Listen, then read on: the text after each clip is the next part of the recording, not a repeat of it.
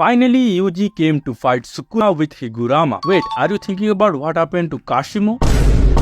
The chapter starts with Kashimo growing a third eye. When he saw Sukuna with his X-ray vision, he saw absolute perfection. Now we get to know, which is obvious, why Sukuna has this bizarre body. He completely wiped out the sun progression, the moon and the stars along with the 5-word general who were under the direct influence of the Fujiwara clan. He drove back the forces of the Abe clan, including the Angel and Sugawara clans, with excellent use of his cursed tool Kamutoke and Hiten in the Heian era, becoming the strongest. His cursed tool Kamutoke, which we saw in chapter 237, possesses electric attacks, but his another cursed tool Hiten is appeared to be a spear whose powers are yet to be seen. He continuously adapts himself and his body to evolve into a supreme being, a being who knows true Jujutsu to its core. Sukuna has 2 arms and 2 mouths, a perfect body for Jujutsu sorcery, which Kashimo saw with his X-ray vision. With the extra mouth, he can continuously perform incantations to make his attacks even stronger. And with the 2 pairs of arms, he can perform hand signs with 1 pair and use another in taijutsu. To a Jujutsu sorcerer, there is nothing beyond the advantage of having 2 arms and 2 mouths. And having such a bizarre body does not impair any physical function. This is the reason Sukuna is referred to as a divine being and his technique as a divine technique. And that's why Kashimo finds it beautiful. Sukuna willingly delayed his transformation, which we get to know in the chapter 237, because he wanted to kill Gojo in Megumi's body so that Megumi's consciousness would get destroyed and then he could gain full control over his body. For Sukuna, it's more logical to fight in Megumi's body than in his true form against Gojo. This is also shown when Kenjaku asks Sukuna to transform into his true form, and Sukuna denied that in chapter 216. Now that Sukuna in his true form is effortlessly fighting Kashimo while performing incantations to strengthen his dismantle, he told Kashimo to dodge. Kashimo noticed that this is the same attack that ended Gojo, a cut that divides the world. Kashimo loses his right hand but soon regenerates it. They continue to fight, but 2 arms against 4 are useless. Then Sukuna launches a net of slashing attacks towards Kashimo, and this is the end for Kashimo because we saw Kashimo and Sukuna talking. Sukuna explains to Kashimo all the things about love that Yorozu, Gojo and Kashimo thinks Sukuna does not understand, as well as the things about loneliness. For Sukuna,